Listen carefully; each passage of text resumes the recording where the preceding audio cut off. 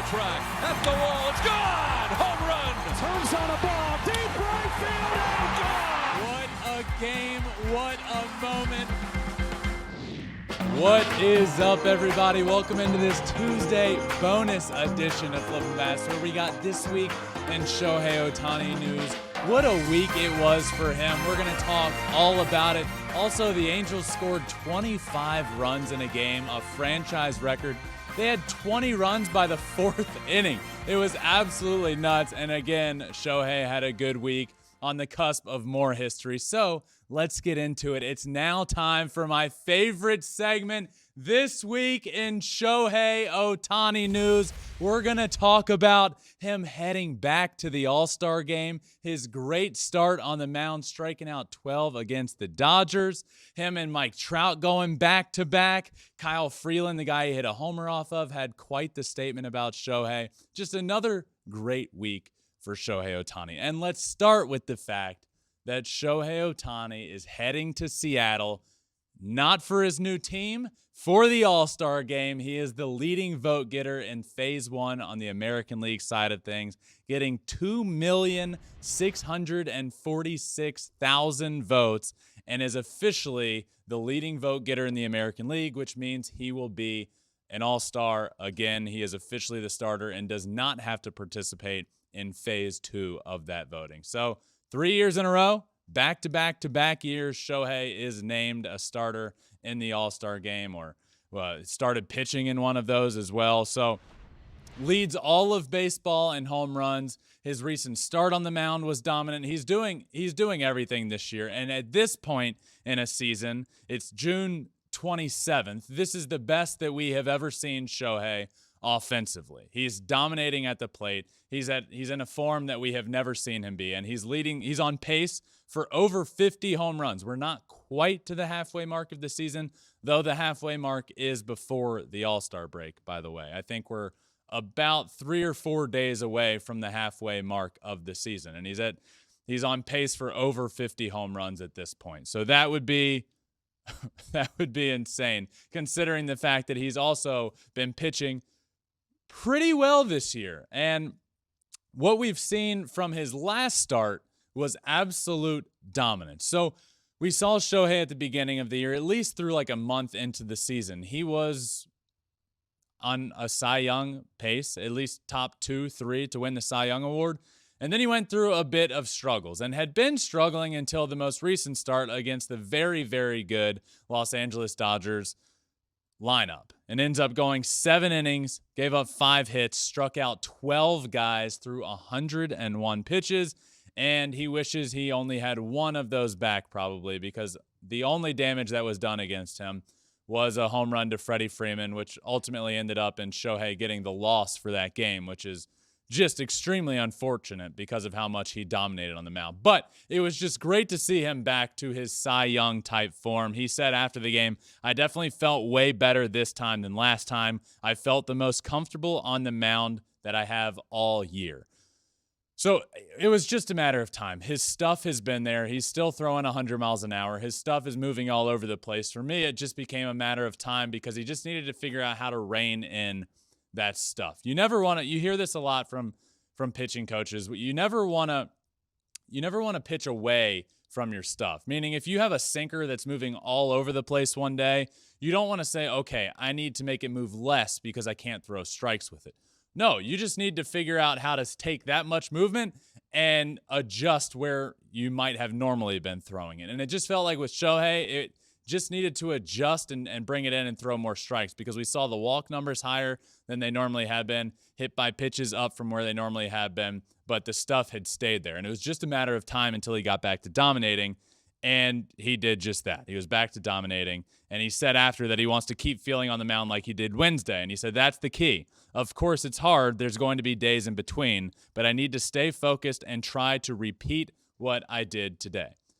We're not out of the realm of possibility for Shohei Ohtani to win the AL Cy Young Award either, by the way. I know he had a few rough starts in a row, but I don't think anybody in the American League has really grabbed the award and said, I am the clear favorite to win the AL Cy Young Award. We're a couple of dominant starts away from being able to say, yeah, Shohei is right back in the thick of it for the AL Cy Young race. And then we're talking a heavy American League MVP favorite, which, by the way, last week on This Week on Shohei Ohtani News, I was talking to Alex about how I wonder if there has ever been an MVP favorite this heavily favored before the halfway mark of the season. And after doing some digging, I found out that answer is no. There has never been a player in any sport, in any league, before the halfway mark of the season to be this heavily favored to win the most valuable player award of the league. At this point, he's right around minus 550 to win the award, which is just completely ridiculous. And so, yeah, I did go out and get the answer to that. It has never happened before. So he's well on pace to win the AL MVP award, and certainly in the realm of possibility that he wins a Cy Young award as well. But in that exact same series, or in the very next series against the Colorado Rockies, what a series this was.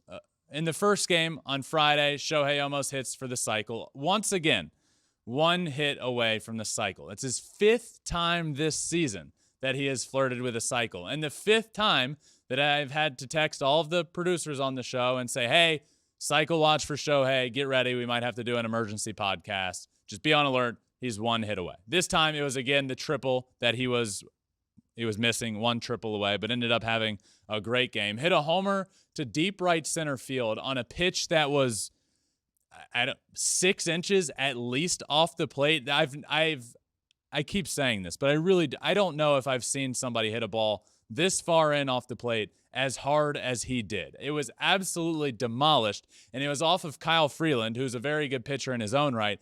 And what he had to say after the game about this, when he was asked about Shohei's homer, was very interesting. Listen to this. I mean, you got to be very careful with, those two guys are two of the very best in the game. The pitch Ohtani hit is a pitch that there's only one human being on this planet that has any business swinging at that pitch, and that's him. Only one human being on the planet that has any business swinging at that pitch, and it's him. And he hits it out. I mean, that's a pretty strong statement from a major league pitcher. So another great week. It involved almost another cycle, a great start on the mound against potentially his new team. A lot of talk about the Dodgers, including after his start against the Dodgers, media members asking him about potentially going to the Dodgers. And this was interesting. He said, I want to concentrate on the season. I'm leaving it up to my agent, and me personally, I want to concentrate on the season.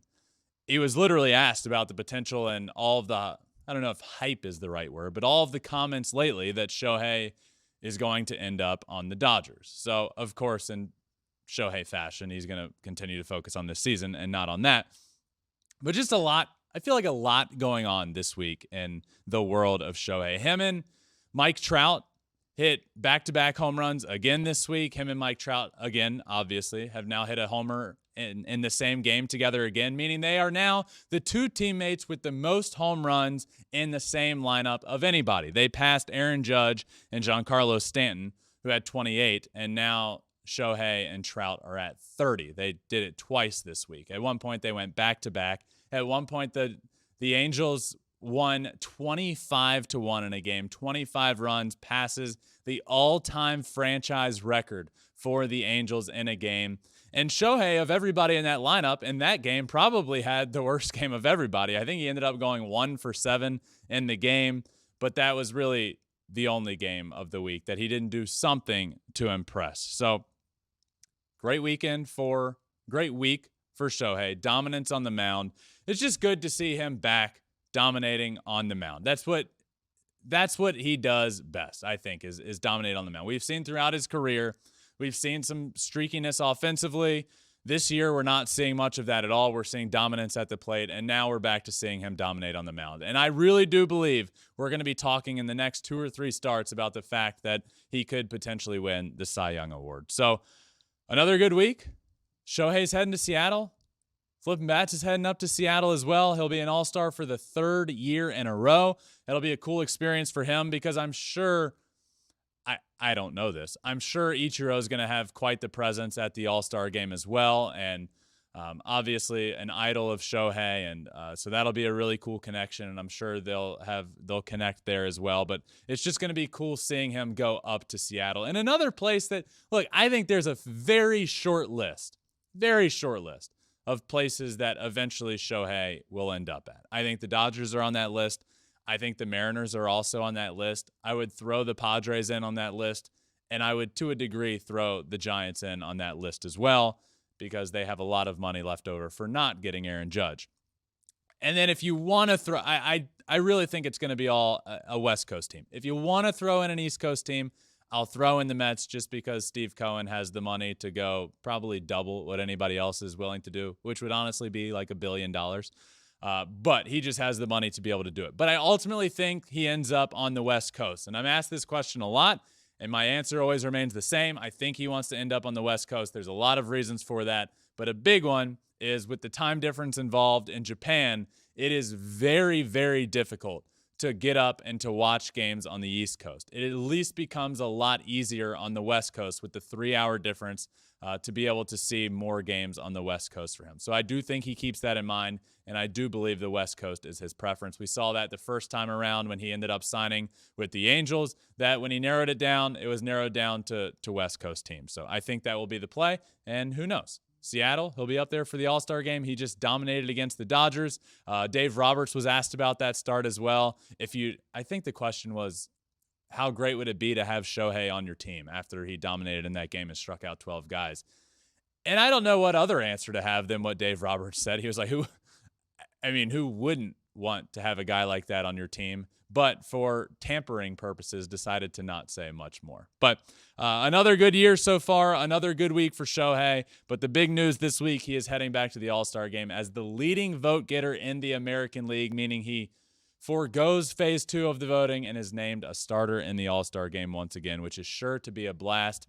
And that does it for this week in Shohei Ohtani news, which also does it for this Tuesday bonus episode of Flippin Bats. Thank you all for listening. We will be back tomorrow, Wednesday, with an interview with one of the greatest to ever do it, the Iron Man, Cal Ripken Jr. I ask him all about his streak, the consecutive game streak, his All-Star game in Seattle, his 19 All-Star game, just a absolutely incredible career, a Hall of Famer, a legend. He joins me tomorrow. Make sure you check that out as well.